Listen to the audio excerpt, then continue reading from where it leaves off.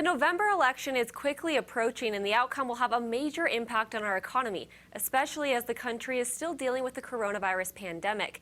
So to get a closer look at the potential impacts of your money, Alex Leonida, Chief Investment Officer with Capital Financial Group in Greenwood Village, is now joining me.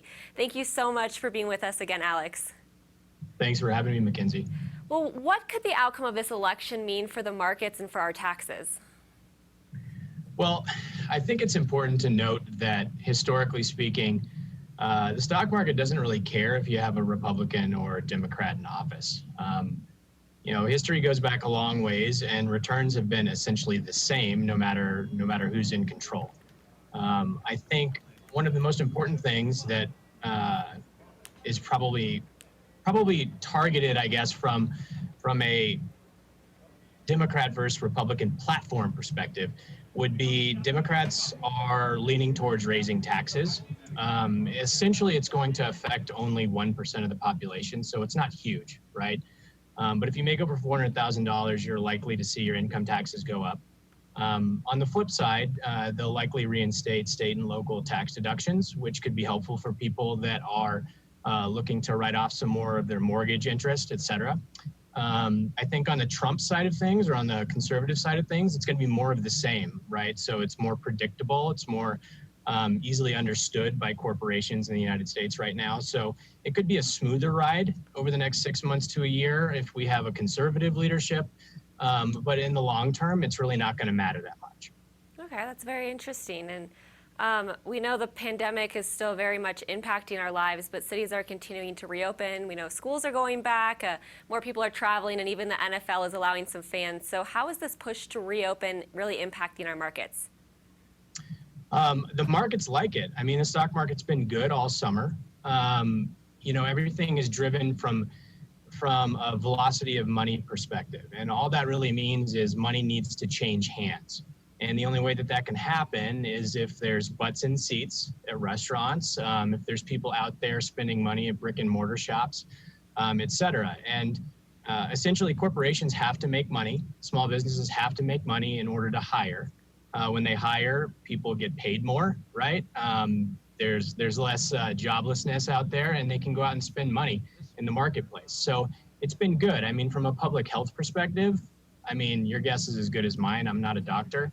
But from an economic perspective, reopening has been a positive, and you've seen that in states that have opened faster. Their economies have rebounded a little bit faster versus states that have been a little bit more, conservative in their approach to the pandemic. Yeah, we've heard from a lot of restaurants who've just been hit so hard by this, and having people back in their restaurants and the capacity has been really good for their bottom lines. Absolutely. So moving on, a lot of people have been pinching pennies, really, to put it frankly, the last 6 months, uncertain of what's next. What advice would you give to people to reduce financial stress? Well, it's definitely been stressful. There's no question about that. I would say that this record low interest rate environment has given people a unique opportunity to refinance their homes, potentially go out and get a home equity line of credit so they could consolidate some of their credit card debt. Which helps a lot from a month-to-month perspective. I mean, rates are as low as 3 or 4% sometimes on home equity lines versus 17 to 20 on credit cards, right?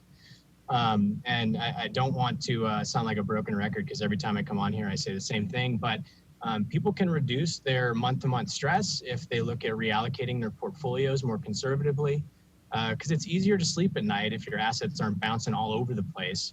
Every time a politician says something that the market doesn't like, or every time there's a bad print on the COVID data. So being a little more conservative with investment strategies and consolidating debt is hugely helpful in this type of environment.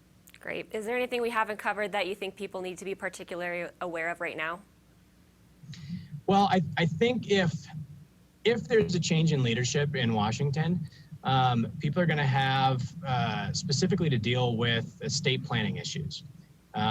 Getting involved with a financial advisor or reaching out to an estate planning attorney if you're a higher net worth person, it could be really valuable, because they're going to dramatically increase death taxes and lower the amount that you can be worth before you pay the federal government death taxes. So that's something that's not on a lot of people's radar screen, but it probably should be. It's very interesting. Thanks so much, Alex, for joining us again. And to get more information and see previous interviews with Alex about ways to reduce financial stress, you can head over to cbsdenver.com. We'll be right back.